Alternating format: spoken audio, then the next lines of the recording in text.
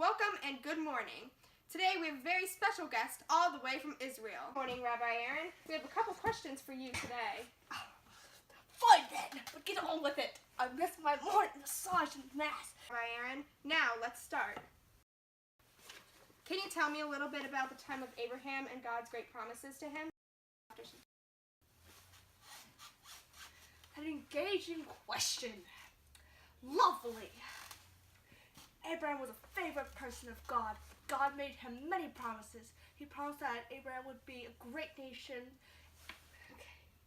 He would be protected, his name would be made great, and his descendants would be as numerous as the stars in the sky. Wow, that is amazing. I know that Sarah, Abraham's wife, wasn't able to have children, so how in the world did he have any descendants? Yes, if only everyone were as good as Abraham was.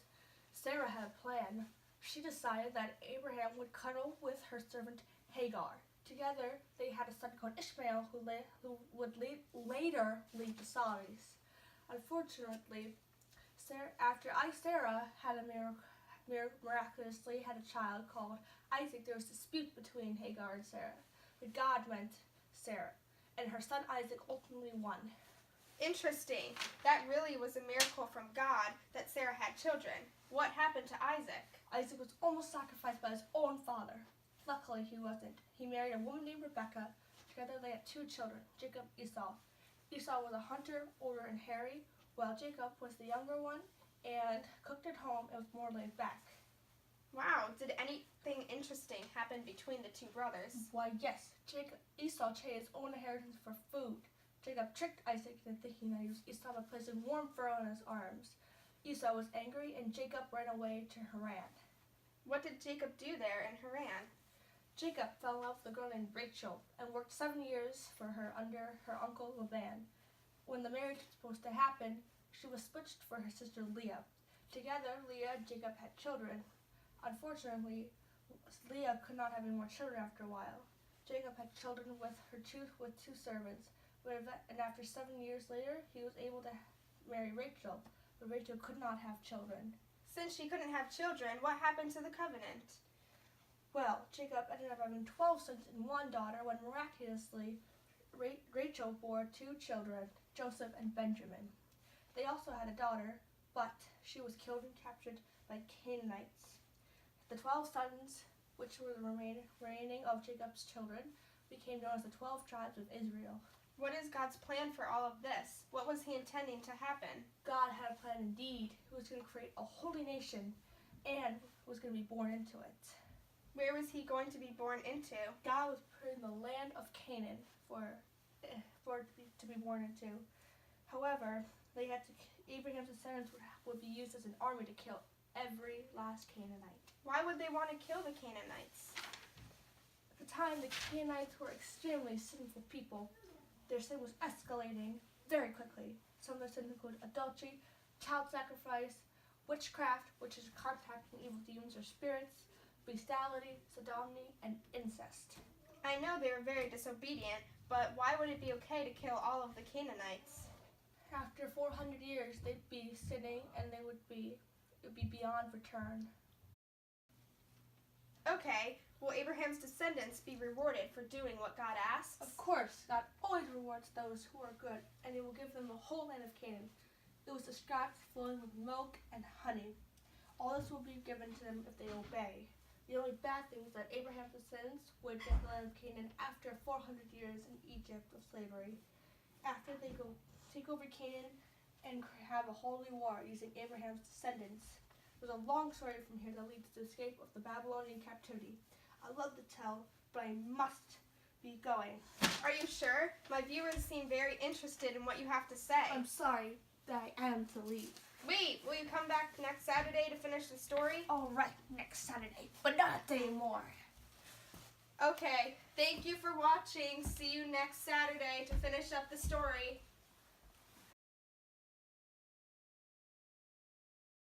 Today, Rabbi Aaron will be coming back to finish the story. Go on, right. Good morning, Rabbi Aaron. My viewers are so excited to finish the story. Whatever, let's get on with it. The story begins with Joseph, who is, of course, Jacob's favorite son. Joseph had some dreams that suggested that he was higher or more important than his brothers. For example, Joseph told the brothers, and this right here is from the scripture, "We were binding sheaves of grain out in the field, when suddenly my sheaf rose and stood upright, while your sheaves gathered around mine and bowed down to it." His brothers were angered by this, of course, and by the fact that Jacob, which is the dad, made Joseph a colorful cloak, but he didn't make anything for the other brothers. So they decided to sell Joseph as a slave to Egypt. What happened then? Well, something very interesting. In Egypt, where Joseph was sent to slavery, Joseph worked for Potiphar, who was one of the Pharaoh's workers. Potiphar's wife wanted Joseph to cuddle with her, but he didn't want to, and he ran away. Because he didn't want to be with her, she accused Joseph of assault, and he was captured and thrown into jail.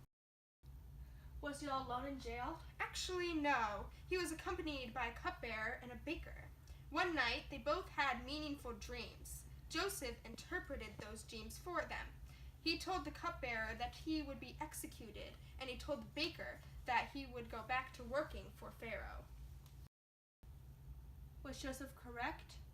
Yes, Joseph was correct. Because of his dream interpreting skills, he came out of jail to interpret the dreams of Pharaoh. Pharaoh's dream consisted of 7 skinny cows, and these skinny cows ate 7 fat cows, but they remained skinny. This meant that there would be 7 years of abundance in Egypt, but then 7 years of horrible famine. Pharaoh was impressed with Joseph and made him second in command. Amazing. What did Joseph do after that? After that, Joseph's brothers came to Egypt to buy some food during the famine. Joseph spoke to them, but they did not recognize him. Joseph, however, recognized his brothers and accused them of being spies. He called them into their palace to talk with him. The brothers were scared, but they were relieved when Joseph revealed to them that he was their brother. Their brothers told them of their youngest brother, who was Benjamin, but he had not come with them. Joseph sent them to get Benjamin and bring back along the family, the mom and the dad, and also a couple donkeys too. Joseph then gave them a place to stay in Egypt where they live until they die. To say where they're going. Why was Joseph so kind to his brothers after he sold them to slavery? If I were him, I'd be like, revenge. Well, even though his brothers did do a horrible thing to him, it was good that it happened. If Joseph hadn't been sent to Egypt, then no one would have known about the famine and everyone would have died. That's what would have happened. And what do you think would have happened to Abraham's descendants? Because Joseph was in Egypt, he was able to save up the grain and keep the people alive, and also keep the covenant. That good came from bad. Wow, I see that God had planned everything out. Yes, he did. Then, after that, another Pharaoh came into power, and he was the one who enslaved all the Israelites for 400 years. The Egyptians were afraid that the Israelites would overpower them because of their abundance. But to keep the Israelites from reproducing, Pharaoh had enslaved them to keep them busy and tired. How long were the Israelites enslaved in Egypt? The Israelites were enslaved for 400 years until Moses came to free them. Who's Moses? Moses was a person that led the Israelites all out of Egypt. He was sent by God. When Pharaoh's army came after Moses and after the Jews because they decided that he wanted his workers back, Moses opened the Red Sea. The Israelites made it safely, but the Egyptians didn't, and their wheels got stuck in the sand and they all drowned. After the Red Sea, Moses took the Israelites to Mount Sinai where he got the 10 Commandments. Moses went up the mountain and spent 40 days up there. Meanwhile, the Israelites were getting bored, so they built 2 golden calves to worship. When he saw this, he was so angry that he broke the 10 Commandments. Fortunately, God gave him another copy. Where was Moses supposed to bring the Israelites? Moses brought the Israelites to Canaan. However, the Israelites didn't kill all the Canaanites like they were supposed to. And then they started breaking the 10 Commandments and even worshiping false gods. God, who wasn't liking what he was seeing, of course, let the local enemies attack his holy nation.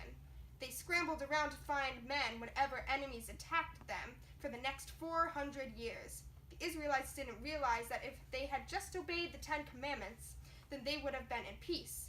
Instead, they all elected a king to make an army and protect their people. That was not smart. Who was their first king? Their first king was Saul.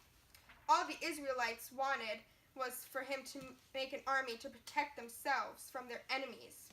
Saul was a good king, but later he got possessed. David noticed that the tabernacle, where God was living at this time, was in a tent, which made the tent God's house. David wanted to build God a temple where he could live. God saw David's thoughtfulness and promised him that his kingdom would last forever. This was really important because if God hadn't promised this to David, the Israelites would have been exiled a very, very long time ago. So did David really build the temple, or did he cheat on God? Well, unfortunately, no. David's son Solomon built the temple.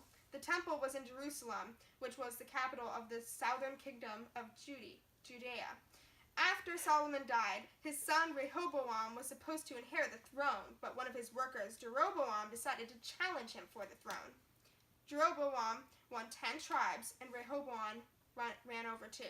The Israelites split into 2, and the northern kingdom was called Israelites, and the southern was called Judea. Did they ever see each other again? Yes. 3 times a year, they would come down to all of them to Jerusalem to celebrate Passover, Pentecost, and Tabernacles. The men were required to go, but Jeroboam didn't want his people meeting and thinking of reuniting again and becoming one nation, so he built 2 golden calves for worship. That's idolatry! Wasn't God angry? Yes, in fact, he was very angry. For over 500 years, everyone was breaking the 10 Commandments, so he had to stop it. Finally, in 722 BC, the Assyrian Empire took over Israel. God didn't stop the Assyrians because it was, of course, Israel's punishment. They then took everyone away and basically annihilated Israel. The 10 tribes that lived there were scattered everywhere. This is known as the diaspora, or the dispersion of Israelites into slavery. Now the tribes were known as the 10 lost tribes of Israel. Now only 2 remain, but they didn't think twice about sinning. In fact, they even got worse. What happened to the southern kingdom if, they kept sinning, right? Yes, they did keep sinning. So, because of this, the Babylonian Empire took over the south. The Babylonians destroyed the temple and only took the important people, such as the high priest and skilled merchants. This was called Babylonian captivity. The Jews were there for over 70 years until a new king, King Cyrus, took power and decided to let them go home and rebuild their temple. The Israelites were satisfied to have their freedom, but they weren't happy because they didn't have any political freedom. They were still under Cyrus's rule. Firstly, I heard that God somehow destroyed some of the Babylonians when they came. And secondly, were they under Babylonians' rule forever? Actually, they weren't under the Babylonians' rule forever.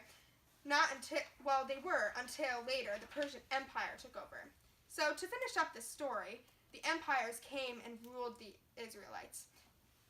They waited for the Messiah to come and save them, but the Messiah never came. The real Messiah was Jesus Christ, an ordinary-looking man who saved mankind. Jesus appears on earth when they were under the Roman Empire's rule. Thank you so much for this fascinating tale. I hope to see you again. Goodbye for now. Thank you and good day. Also, everyone, please don't forget to thank God for this beautiful morning. That's all for today, folks. See you next time.